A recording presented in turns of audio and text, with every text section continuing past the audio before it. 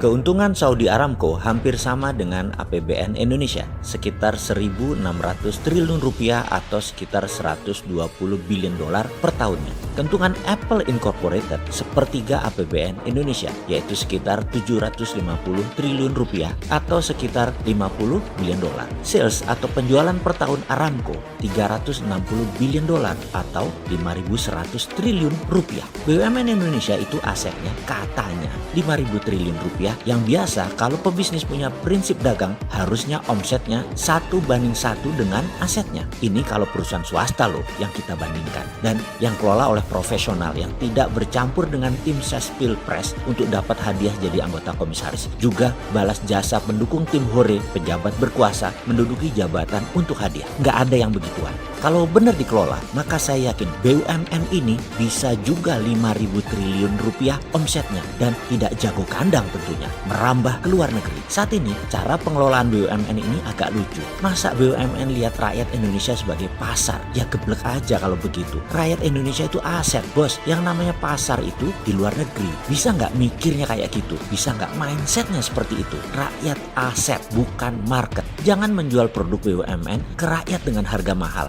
Jangan paksa rakyat dengan produk BUMN yang tidak ada pilihan. Jangan buat rakyat bergantung kepada BUMN. Jangan buat BUMN ambil sisi hulu yang membuat UKM ditekan atau tertekan di sisi hilir. Buat apa ada BUMN kalau kayak begitu? Inilah salah kaprahnya pengelola BUMN di bawah kementerian yang sangat manja dengan regulasi-regulasi yang melindungi mereka dan dana APBN. Sudah kayak begitu, nggak bisa 1:1 lagi asetnya dengan salesnya. Apa itu maksudnya 1:1? Ini harus diterangkan karena mungkin sahabat sudah tahu, tapi buzzer nggak paham. Ini yang harus dijelaskan biar buzzernya pinter sedikit, komennya jadi bermutu. Sederhananya begini, kalau kita pebisnis, aset kita yaitu modal plus alat usaha dan lain sebagainya, katakanlah 500 juta. Kita punya penggilingan padi, setiap hari menerima jasa giling, dan dalam 1 tahun omset kita 500 juta. Profit kita bersih 20% atau sekitar 100 juta rupiah. Itu adalah nilai wajar biasa, dan itu bisnis seperti biasa. Kalau bisnis bagus, itu sewaktu pengelolaan harus masuk rumus 1, 2, 3. Masuk 1, katakanlah 1 miliar,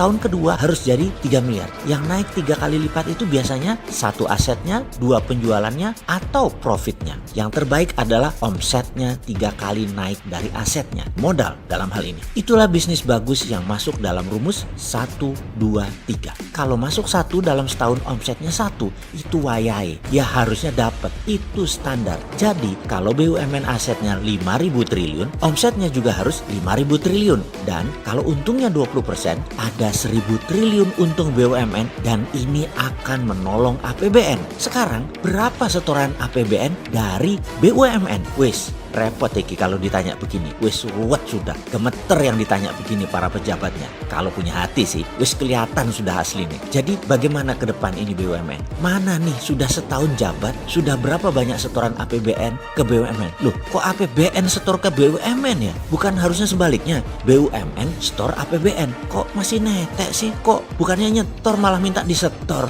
Kok enak ya? Maaf nih bro, namanya pelayan publik pejabat itu ya. Jadi wajar kalau ada yang nanya. Bukan oposisi loh ya, maklum fans dirimu, apa juga yang kamu perbuat itu bilangnya bagus. Kalau kita kan netral, Anda ya harus melayani sisi liar dari harapan publik lainnya yang bayar pajak, minta performa Anda. Mangkel loh yang bayar pajak lihat APBN tidak perform, APBN malah buat nyetor BUMN, BUMN yang nggak perform. Kalau nggak perform ya kita ingetin, kalau mau tahu caranya bisa meningkatkan omset dan profit BUMN, ya mbok kabar-kabaran, nanti kita kasih tahu, kita tolong.